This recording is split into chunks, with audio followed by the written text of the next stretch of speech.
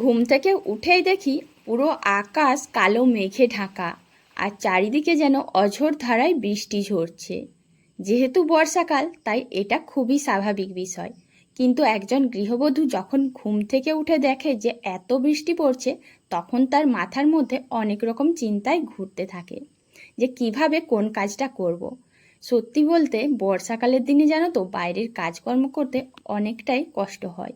তবুও গ্রামের গৃহবধূ হয়ে জল, বর্ষা, কাদা কোনো কিছুকে উপেক্ষা না করে নিষ্ঠার সাথে নিজের কর্মকে এগিয়ে নিয়ে যাওয়ার জন্য অনড় থাকি, আর নিজের কর্মটা নিষ্ঠার সাথে পালন করার চেষ্টা করি। সেখানে রিমঝিম ধারার বৃষ্টি বা কাদা কোনো কিছুই আমার পথকে আটকাতে পারে না। বলতে পারো প্রত্যেকটা গৃহবধূর কাছে এগুলো যেন সহজ সরল স্বাভাবিক বিষয়। তো যাই হোক প্রিয় বন্ধুরা, নতুন একটা ব্লগে আমি মুনমুন ছোট্ট একটা গ্রাম থেকে তোমাদের জন্য প্রতিদিন একটা করে ছোট্ট ব্লগ ভিডিও নিয়ে আসি। আশা করছি তোমাদের ভালো লাগবে, তাই পুরো ভিডিওটা দেখার জন্য অনুরোধ করলাম।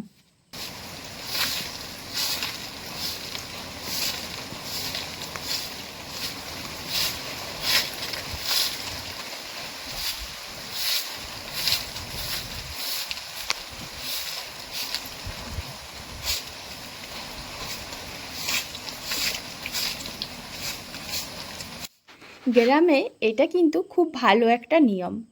আমাদের ঘরবাড়ির ভেতর একটু পরে ঝাঁট দিলেও চলবে, কিন্তু উঠোন উঠোন রোদ, জল, ঝড়, বর্ষা সব সময় পরিষ্কার রাখতে হয়। তো দেখো, উঠোনটা পরিষ্কার করে একটু মারুলি দিচ্ছি। তোমরা আবার এটা ভেবো না যে এত জল বর্ষার মধ্যে মারুলি, এটার কি প্রয়োজন। কিন্তু এটা আমাদের সংসারে পজিটিভ এনার্জি আনতে সাহায্য করে, আর এটা আমাদের সংসারের মঙ্গলের জন্য। একটু চা মুড়ি খেয়ে চলে এসেছি বাগানে, কারণ দেখছি আজকে আকাশের মুখ যেরকম হয়ে আছে, আজ সারাদিনও বৃষ্টি পড়া কমবে না। আর জানো তো, এত বৃষ্টি হয়েছে, এত বৃষ্টি হয়েছে যে প্রত্যেকটা গাছের থেকে ফুল নিচ্ছি, আর তখনই পুরো জামা কাপড় হাত ভিজে যাচ্ছে। আর ফুল গাছের একটাই সমস্যা, যত ফুল নেব তত চারিদিকে ডালপালা থেকে জল পড়বে। তো ছাতা নিয়ে মাথাটাকে আটকাতে পারলেও কিন্তু পুরো গায়ে জল পড়ছে। একদিকে কিন্তু বেশ ভালোই লাগছে, কারণ আজকে ফুল তোলার আনন্দটা একটু আলাদাই। আবার এদিকে যেন তো মেঘ ডাকছে, মনে হচ্ছে এই সবে বৃষ্টি এলো বলে। বন্ধুরা, তোমরা একটা জিনিস খেয়াল করো তো, আমি তো প্রতিদিনই ফুল তুলি, কিন্তু এই জিনিসটা মাঝে মাঝেই ঘটে। ওই যে দেখো জবা গাছটা আছে, ওই জবা গাছে হলুদ হলুদ জবাগুলো ফুটে, কিন্তু জানো তো এই লাল জবাটা খুব কম ফুটে। বছরে হয়তো খুব জোর হলে 5-6 বার। এই একটা জবা গাছের মধ্যেই 2 রকম জবা ফুল ফুটতে খুব কমই দেখা যায়। আর যেদিন দেখি আমার তো ভীষণ ভালো লাগে। তবে শুধু একটাই কথা ভাবি যে একটা জবা ফুল কেন ফোটে। তোমরা কি এটা জেনে থাকবে যে এই জবা ফুলের গাছে 2 রকম জবা ফুল যখন ফোটে, তখন কি একটাই আলাদা ফুল ফোটে, না আবার অনেক ফোটে? মানে আমার গাছে যেমন একটাই লাল জবা ফুটেছে। তোমরা যদি জেনে থাকো এই বিষয়টা অবশ্যই জানাবে।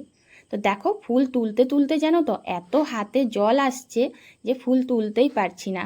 সব মনে হচ্ছে এখনই সব ভিজে যাচ্ছে, আর হাতের দিক থেকে জল পুরো গায়েও হচ্ছে। তো কিছু ফুল আবার রয়েছে অনেকটা উঁচুতে, সেদিকে আবার ঝাঁপাতে ঝাঁপাতে আবার জলে ভিজছি। এদিকে দেখো, কলা গাছের দিকে এতটা জল জমে আছে, আমি তো এখন ভিডিওতে ভয়েস দিতে গিয়ে খেয়াল করছি। আর জানো, কলা গাছের দিকে জল জমে থাকলে মোটেও ভালো না। তবুও খুব একটা যে জল তা না, জলটা অনেকটাই আগের বছরের থেকে অন্যদিকে গড়িয়ে গেছে। বৃষ্টিটা একটু থেমেছে, তবে মোটেও এখন সকাল না। সকালে ভিজে ভিজে সংসারে সব কিছু কাজকর্ম করে নিয়েছি। আসলে কি বলতো, আমাদের সামনে যা পরিস্থিতি আসুক না কেন, সেই পরিস্থিতিকে উপেক্ষা না করে এগিয়ে যাওয়াটাই হয়তো আমাদের রীতিনীতি। তাই জলে ভিজে ভিজেই সবটা করেছি। কখন বৃষ্টি কমবে, কখন কাজ করব, এটা একদমই ভালো লাগে না। আর এদিকে বৃষ্টি কমবার পরে একটাই ভালো জিনিস, পায়রাগুলো দেখছি এসেছে। আর তাই পায়রাগুলোকে যেন একটু চাল দিয়েছি। অন্যদিন অনেক সময় সকালেই আসে, আবার মাঝে মাঝে বেলাতে। আজ বৃষ্টি থামতেই পায়রাগুলো চলে এসেছে, মানে এরাও ঘর থেকে এতক্ষণ পর্যন্ত বেরোয়নি। আমারও ভালো হলো যে সব কাজকর্ম মোটামুটি করেই নিয়েছি, আর এদেরকে একটু খেতে দিতে পারলাম। তো প্রিয় বন্ধুরা, যে বা যারা যেখান থেকে ভিডিওটা দেখছো, অবশ্যই যদি আমার ভিডিওটা ভালো লাগে একটা লাইক আর কমেন্ট করবে। তোমাদের একটা লাইক কমেন্ট আমাকে ভিডিও বানানোর জন্য অনেকটাই উৎসাহ দেয়। তো দেখো, গ্রামের জীবনে বৃষ্টি পড়লে এই জিনিসটা খুব চলে। ছাতা নিয়ে কত কাজ করব, যেহেতু দুটো হাতেই কাজ করতে হবে, তাই এরকম মাথায় গামছা নিয়ে বাসনটা মেজে নিয়েছি। আর বৃষ্টি পড়ছে না জানো তো, কিন্তু বাতাস দিচ্ছে বলে গাছের থেকে এত জল পড়ছে, তাই সকাল সকাল যাতে না ভিজি আর না শরীর খারাপ হয়, তার জন্য এই পদ্ধতিটা। তোমরাও কিন্তু এমন অনেক গৃহিণী রয়েছো এরকম করো, যে মাথায় গামছা নিয়েই বাইরের কাজগুলো করতে হয়। আসলে ওই যে মনে থাকে যে সবসময় কাজগুলো কখন শেষ করতে পারবো। তো কাঁচা ধোয়া করেছিলাম আজকে অনেকগুলোই, আর তারপরেই মনে পড়ছে কালকের কাঁচা ধোয়াগুলো তো মিলা আছে, কিন্তু সেগুলো একটাও শুকনো হয়নি, তাই সেগুলো এনে করে এখন পালংঘর ডান্ডায় দিচ্ছি। আর যেগুলো আজকের কাঁচা ধোয়া সেগুলো জল ঝরতে দিয়েছি। যেগুলো কাঁচা ধোয়া হয় সেগুলো সঙ্গে সঙ্গে যদি পালংঘর ডান্ডাতে দেওয়া হয় জানো তো, পালংঘর বিছানা পত্র সব ভিজে যায়। আর আমার ক্ষেত্রে তো এটা অনেকবারই হয়েছে, তাই এখন সবসময় খেয়াল করি যাতে জল শুকনো হওয়া হালকা ভেজা জিনিসগুলো দিলে তাড়াতাড়ি শুকনো হবে সেইগুলোই দিই। ওই যে ফ্যান চলে না, ফ্যান চললে দেখবে অনেক জামা কাপড় বেশ তাড়াতাড়ি শুকিয়ে যায়। আর জানো তো, ছেলের এই প্যান্টগুলো কোনোভাবেই শুকোচ্ছে না কদিন ধরে। বৃষ্টির মধ্যে মানুষের এটাই একটা কষ্টের বিষয় থাকে, যে বাচ্চাদের জামা কাপড় কোনোভাবেই শুকনো হতে চায় না।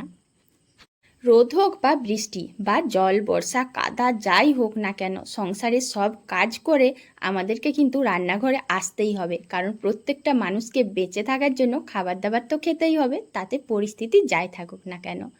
এই যে আসামে বলো আবার বিভিন্ন জায়গায় বলো এত বন্যা, কিন্তু প্রতিটা মানুষকেই সাহায্যের জন্য খাবার একটুখানি দিতেই হচ্ছে। একটুখানি খাবার দিয়ে তাদেরকে সাহায্য করে বাঁচিয়ে রাখার চেষ্টা করা হচ্ছে। আর সেখানে আমরা যদি এইটুকু জল বৃষ্টিতে অস্থির হয়ে পড়ি, তাহলে কি হয়, কি বলো বন্ধুরা? তাই সব পরিস্থিতিতেই আমাদের মোকাবিলা করতে হবে। তো দেখো, বৃষ্টির মধ্যে রান্না করছিলাম বলে জানো তো এত বাতাস আসছিল, প্রথমে ভাবছিলাম ভাতটা করতে পারবো কিনা। তবে একটাই রক্ষে, যে ভাতটা করার পর দেখলাম হ্যাঁ, বাতাসটা অনেকটাই কমে গিয়েছে। আর তোমরা হয়তো ভাববে যে এত বাতাস দিচ্ছে, বৃষ্টি পড়ছে, এখানে রান্না করছি কেন। আসলে কি হয় বলো তো, একবার উনুন জ্বেলে যদি ভাত রান্না করি, তারপর মনে হয় যে বাকি রান্নাগুলো উনুনে করি। আর আমার তো উনুনে রান্না করতে খুবই ভালো লাগে। তো দেখো, এত বৃষ্টির মধ্যে কিন্তু মাছ পেয়ে গেছি, আর সেই মাছেরই রান্না করব।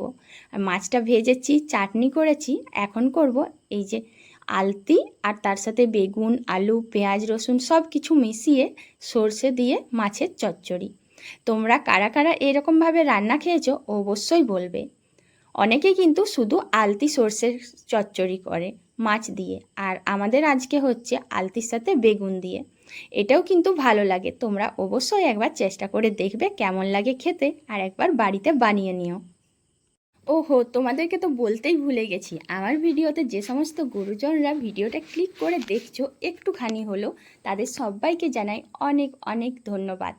আর সাথে জানাই আমার প্রণাম, আর ছোট ভাই বোনদের জানাই অনেক অনেক ভালোবাসা। তোমাদের সদা সর্বদা যদি আশীর্বাদ না থাকতো, হয়তো এগোতে পারতাম না। তো দেখো, বক বক করতে করতে আলতির তরকারিটা বসিয়ে দিয়েছি। আর জানো তো, এটাতে একটুখানি পেঁয়াজ কুচি, 5 ফোড়ন লঙ্কা দিয়ে আর কাঁচা সরষা দিয়ে করছি রান্নাটা, আর খেতে কি দুর্দান্ত লাগে। বৃষ্টির দিনটা দারুণ কাটালাম। আজ এখানেই শেষ করছি।